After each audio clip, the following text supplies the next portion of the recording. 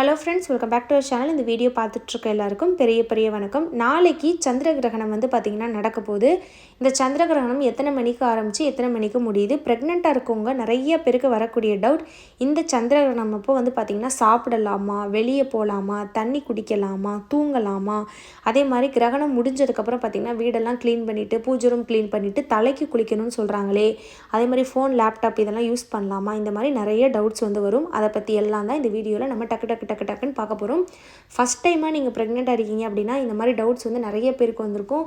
நானே பார்த்தீங்கன்னா இந்த கிரகணத்தப்போ பார்த்தீங்கன்னா சாப்பிடக்கூடாது அப்படின்னு சொல்லிட்டு நிறைய பேர் சொல்கிறத நானுமே நினச்சி பயந்துருக்கேன். சிலர் பார்த்தீங்கன்னா எனக்கு தெரிஞ்சவங்களே அந்த கிரகணத்தப்போ சாப்பிடவே மாட்டாங்க, தண்ணி கூட குடிக்க மாட்டாங்க, வீட்டை விட்டு போக மாட்டாங்க, அந்த மாதிரிலாம் ஃபாலோ பண்ணியிருக்காங்க. ஸோ நீங்கள் இதெல்லாம் அப்படியே ஃபாலோ பண்ணணுமா, எந்த விஷயங்கள் கவனமாக இருக்கணும் அப்படின்றத மட்டும் இந்த வீடியோவில் நம்ம பார்க்க போகிறோம். சந்திர கிரகணம் நாளைக்கு மார்ச் 3 எத்தனை மணிக்கு ஆரம்பிக்குது அப்படின்னு பார்த்தீங்கன்னா 3:20க்கு ஆரம்பிக்குது. 3:20க்கு ஆரம்பித்து ஈவினிங் 6:47க்கு பார்த்திங்கன்னா முடியுது. 3:15 6:45 அந்த மாதிரி ஞாபகம் வச்சுக்கோங்க. கிட்டத்தட்ட 3 மணி நேரத்துக்கு மேலே இந்த சந்திர கிரகணம் நடக்குது.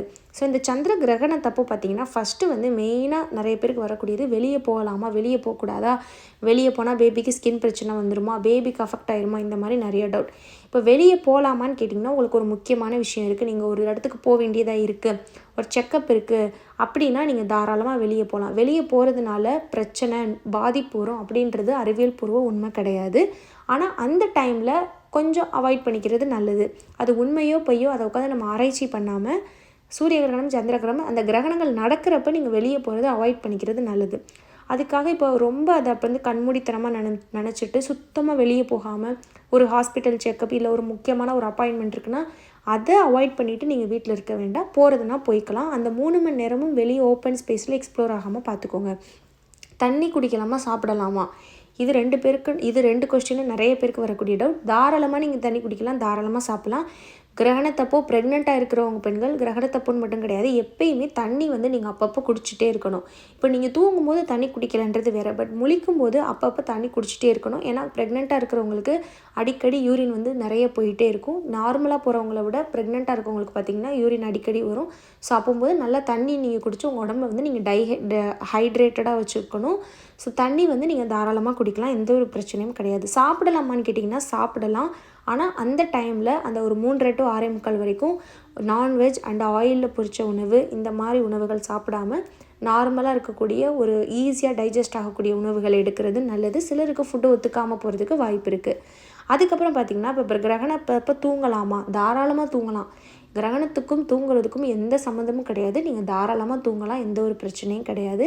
அதே மாதிரி இந்த கிரகணத்தப்போ கிரகணம் முடிஞ்சதுக்கப்புறம் பூஜை ரூம் க்ளீன் பண்ணிவிட்டு, வீடு க்ளீன் பண்ணிவிட்டு தலைக்கு குளிக்கணுமா அப்படின்னு ஒரு டவுட் வரும். இப்போ இந்த பூஜை ரூம், வீடு க்ளீன் பண்ணுறதுலாம் எதுக்கு சொல்கிறாங்க அப்படின்னா, அந்த கிரகணத்தப்போ பேட் ரேடியேஷன் இருக்கும் அப்படின்றனால, பேட் வைப்ரேஷன் இருக்கும் அப்படின்றனால அந்த டைமில் பார்த்திங்கன்னா இப்போ கோயில்களில் பிரகாரங்கள்லாம் மூடிடுவாங்க. அதே மாதிரி ஒரு தீய சக்தி உள்ளே வந்துடும் அப்படின்ற மாதிரி ஒரு நம்பிக்கை. ஸோ அதனால் சிலர் என்ன பண்ணுவாங்கன்னா பூஜை ரூமை க்ளீன் பண்ணுவாங்க. உங்களுக்கு இப்போ இதில் நம்பிக்கை இருக்குன்னா இதை நீங்கள் ஃபாலோ பண்ணலாம். மற்றபடி இதை ஃபாலோ பண்ணணும்னு அவசியம் கிடையாது. என்னையே கேட்டிங்கன்னா நம்ம பூஜை ரூமோ ஒரு வீடோ 4 செவருக்குள்ளே நம்ம சேஃபாக இருக்கும். அதனால் நமக்கு வீட்டுக்குள்ளேனா எதுவும் வராது. அதனால் இது தேவையில்லாதது தான் ஒன்று. அதே மாதிரி குளிக்கணுமா அப்படின்றது ஒன்று இருக்குது. இப்போது இந்த சூரிய கிரகணம் அப்போ பார்த்திங்கன்னா ரொம்ப வெயில் அதிகமாக இருக்கும். அப்போ நீங்கள் வெளியே போயிட்டு வரும்போது அந்த சூடை தணிக்கிறதுக்காக குளிக்கணும் அப்படின்னு சொல்லுவாங்க.